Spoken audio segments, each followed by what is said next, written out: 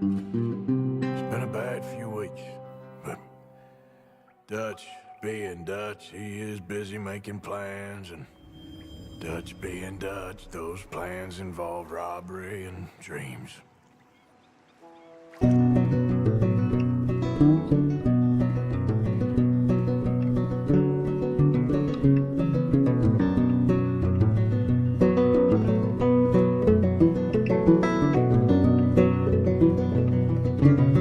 Just listen. I'm sorry, but we're family now, Arthur. Let's go. You and me, with Arthur protecting us, no one else. A game needing no introduction, Red Dead Redemption 2 is 21st century's western hit that will go in deep memory of many with its long, brutal, and honest story. Immaculate attention to detail in every nook and cranny of every cutscene, mission, landscape, and even the soundtrack itself. And yet, somehow, after all this appraisal, there are many mistakes stretching from multiple crashes on PC to fundamental gameplay design flaws. Red Dead Redemption 2 truly is a fantastic but faulty masterpiece, and 7 years later after its launch, I have finally found time to play it, so I guess you could say I'm a little bit late to this party. So join in with your snacks and drinks ready at your hand as I tell you about my experience of a casual that needed 42 hours just for the main story completion and answer the simple question of should you, as a casual, play Red Dead Redemption 2 in 2025?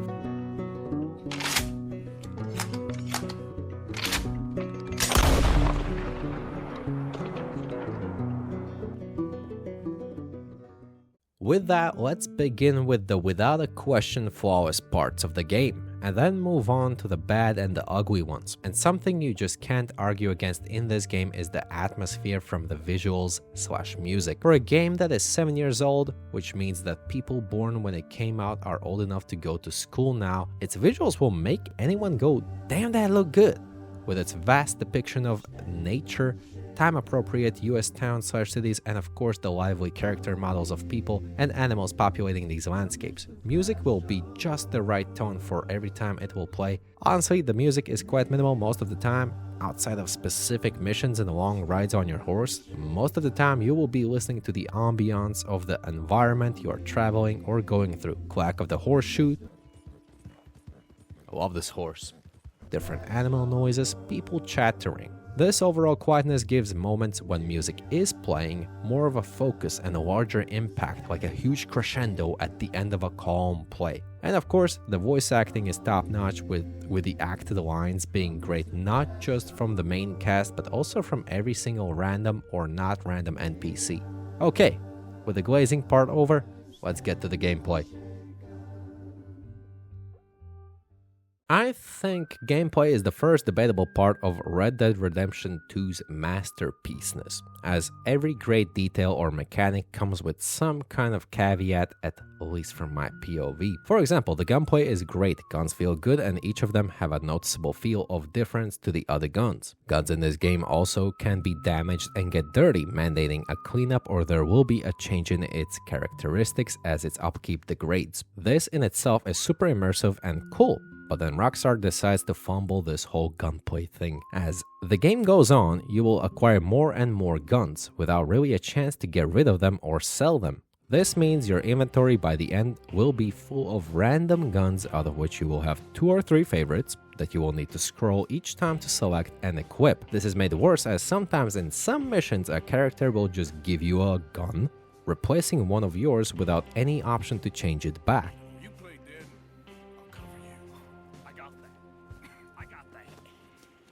Why did I take his rifle?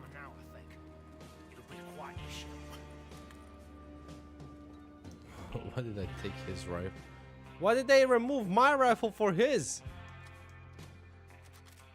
And this is already annoying enough, as sometimes when you get off your horse, you will just equip a random gun unless you keep selecting your preferred guns to keep them equipped while horse riding. Why do I have this? Okay, so one of the small things that I don't like in this game, it just gives me a random gun sometimes. when I have these upgraded ultra guns? Like, the gunplay is so good. Why is it such a chore to get to play with it? This brings me to movement, which is another large part of gameplay. You will have multiple ways of moving around on your legs, on horse, and on carriages and other stuff.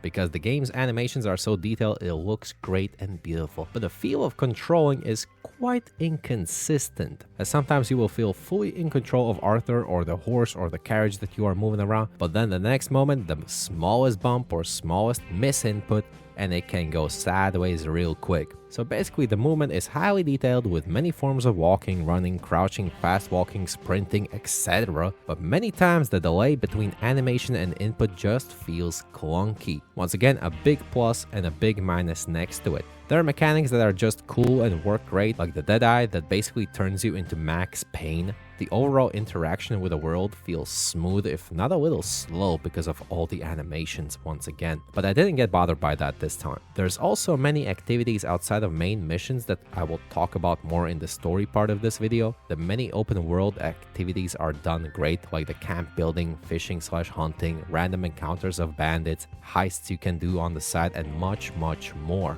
The amount of things you can do in this game is insane, to say the least, and the small nitpicks mentioned before easily fade away. The problem is, when you are a casual with a limited playtime, these problems do become more vivid, as unlike in a long play session where they would be hardly noticed or just fade away in the flow of gameplay, they do become a much larger part of that session when having limited time, which is why I've decided to mention them. It just feels a bit weird how Rockstar have put so much time detailing the gameplay portion of the game and then fumbled up with these simple to avoid issues. And I know that they have fumbled up because there are many simple mods fixing most of these issues. Either way, overall, the gameplay and the controls for the game are intuitive, easy to understand, and anyone can pick this game up and just play it, but it's not perfect.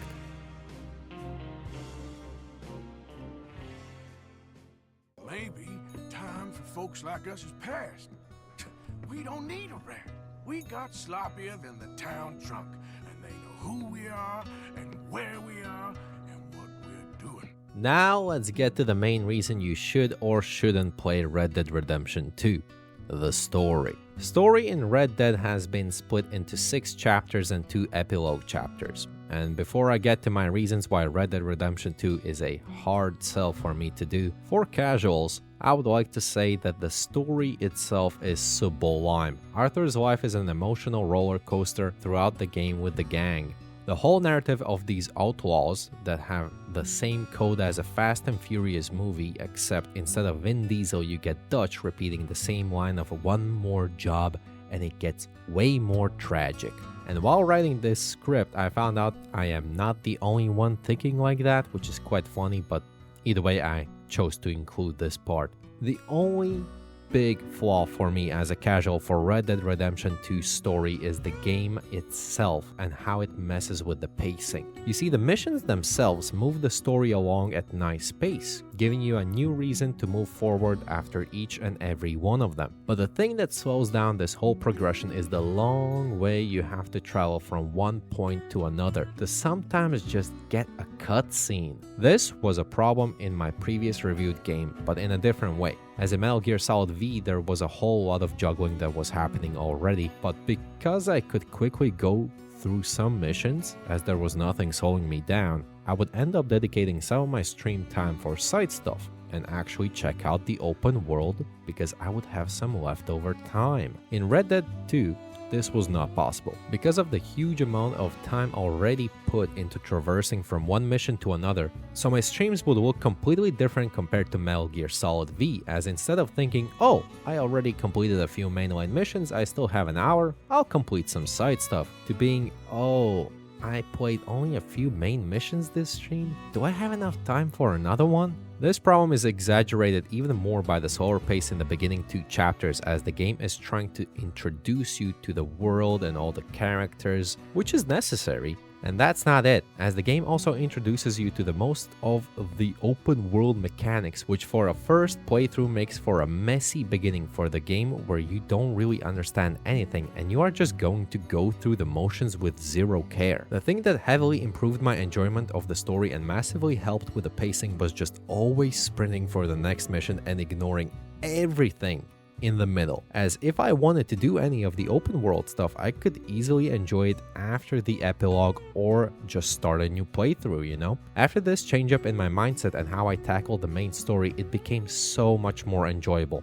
I didn't need to do recaps of the story in my head before every single stream, because each mission was separated by a huge gap of nothing. I just wish there was a way to just select a mission and start it immediately. And for those who want to go the long way or just have extra time, can go to those locations by themselves. This would improve the pacing immensely, and I don't think that would be that immersion breaking. And I know this is true just by looking at the achievements and how many people got them.